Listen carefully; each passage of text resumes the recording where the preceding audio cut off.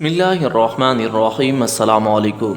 جنید بغدادی کے زمانے میں ایک بہت مشہور ڈاکو تھا۔ وہ ڈاکہ زنی سے باز نہیں آتا تھا، یہاں تک کہ کئی مرتبہ پکڑا گیا۔ قاضی اسے ہر بار پکڑے جانے پر کبھی 100 کبھی 200 کبھی 300 دروں کی سزا دیتا۔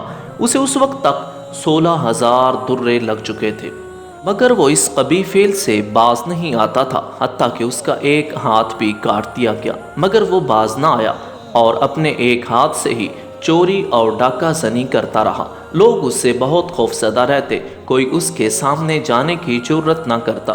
ایک دن ایسا ہوا، وہ ڈاکو جنید بغدادی کے گھر چوری کی نیت سے داخل ہو گیا۔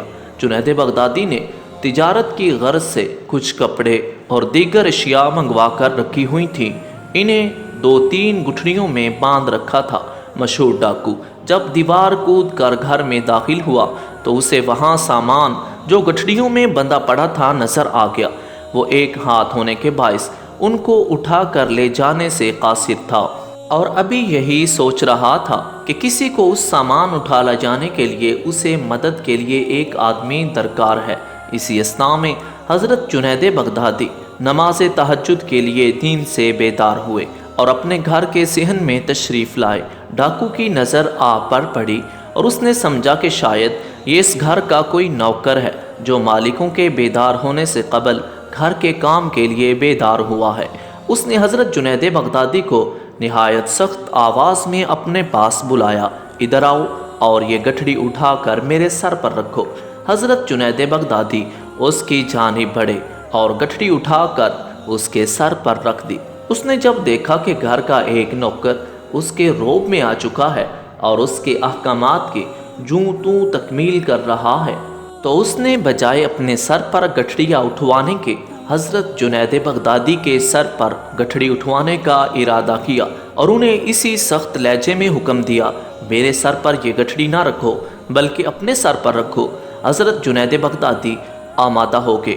اس نے اپنے ایک ہاتھ سے گٹھڑی آپ کے سر پر رکھنے میں مدد کی۔ جب آپ نے گٹھڑی سر پر اٹھا لی تو اس نے حکم دیا کہ جلدی کرو اور میرے ساتھ چلو، فجر ہونے والی ہے اور سورج کی روشنی ہو جائے گی۔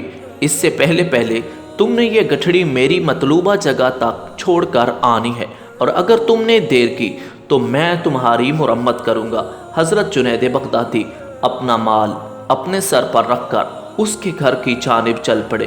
حضرت جنید بغدادی راستے میں تھک گئے، وزن زیادہ ہونے کے باعث آپ کا سانس بھی پھول چکا تھا۔ آپ کی رفتار آہستہ ہو جاتی، جس پر وہ بدنام زمانہ ڈاکو آپ کو ڈنڈے سے مارنے لگ جاتا، یہاں تک کہ حضرت جنید بغدادی وہ گٹھڑی سر پر اٹھائے اس کے گھر تک پہنچا دیتے ہیں اور گھر واپس آ جاتے ہیں۔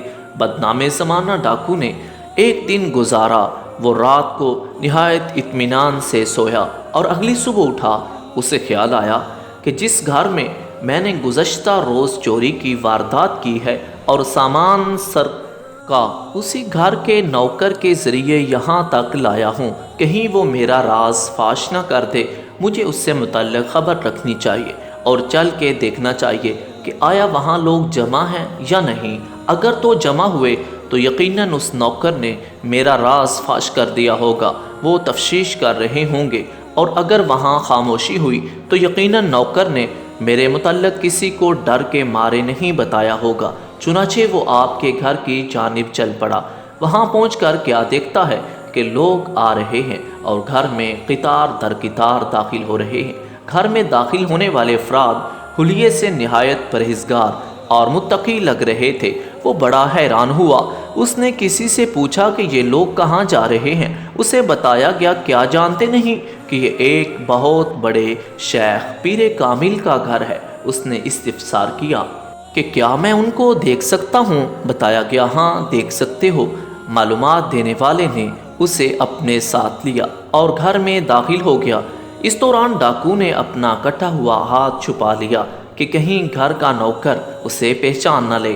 گھر میں داخل ہو کر اس نے دیکھا وہی نوکر جس سے اس نے گٹھڑی اٹھوائی اور گھر تک مارتا ہوا لے گیا تھا، وہ مسند ارشاد پر تشریف فرما ہے۔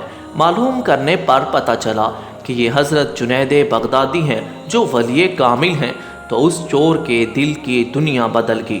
آپ کی مجلس میں گناہوں سے توبہ کی اور آپ سے بیعت ہوا۔ روایت میں آتا ہے کہ بغداد کا یہ بدنام زمانہ ڈاکو پھر ایسا ہوا کہ حضرت جنید بغدادی نے اسے اپنی خلافت عطا فرمائی۔ اللہ والوں کی مجلس کا اپنا ہی اثر ہے، کہاں بغداد کا مشہور چور اور ڈاکو اور کہاں جنید بغدادی کا خلیفہ۔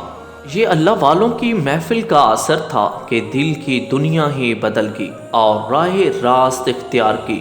کسی نے کیا خوب کہا، نگاہ ولی میں وہ تاثیر دیکھی، بدلتی ہزاروں کی تقدیر دیکھی۔ ناظرین، ایسی ہی معلوماتی ویڈیو سے آگاہ رہنے کے لیے ہمارے چینل کو سبسکرائب کریں اور بیل آئیکن کو پریس کریں۔ دعاؤں میں یاد رکھیے گا۔ السلام علیکم۔